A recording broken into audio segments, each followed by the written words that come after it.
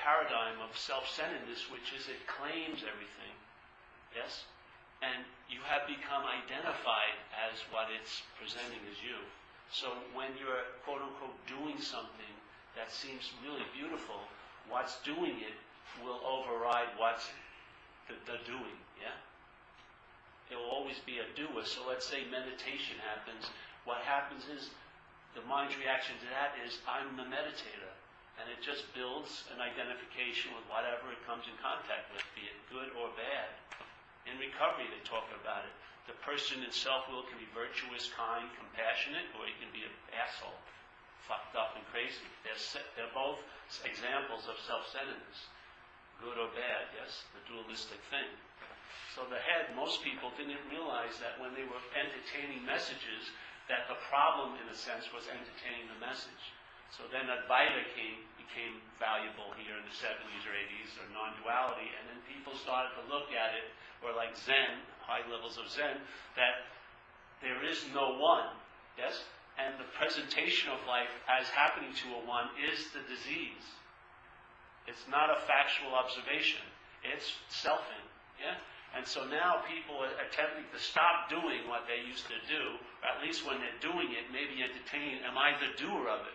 And going this way with the hopes that maybe it will produce much long-lasting effects. Because a lot of people put a lot of years in being a spiritual practitioner, and most of them cannot say they've radically shifted. I need a lot of them. They don't really say they've radically shifted.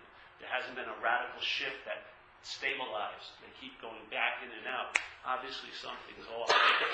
So hopefully this is a new way of looking at it. Instead of getting concerned about how I'm looking and what I'm doing, maybe just see what's looking. If there isn't a separate entity called a you, you may see naturally again, yeah? Like you did when you were a kid.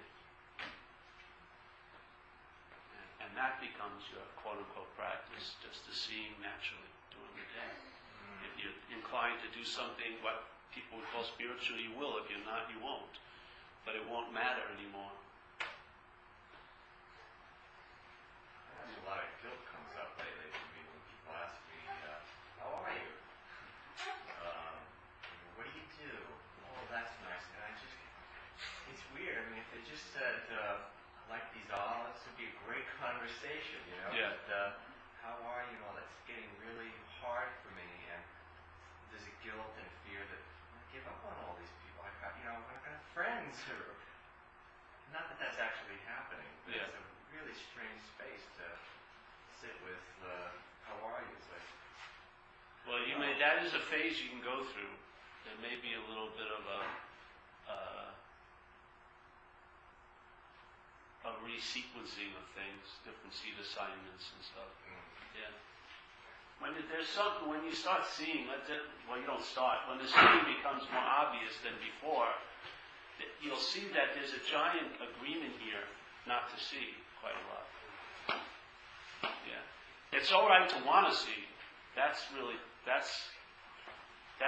looked on very high. You need the bathroom with you? The basket. Oh, the basket's in here.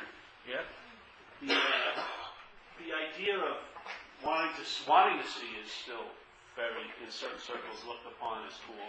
But seeing really is a different ballgame. If you'll notice there's a lot of mental contracts. Right, it's okay to be looking, but no finding. No.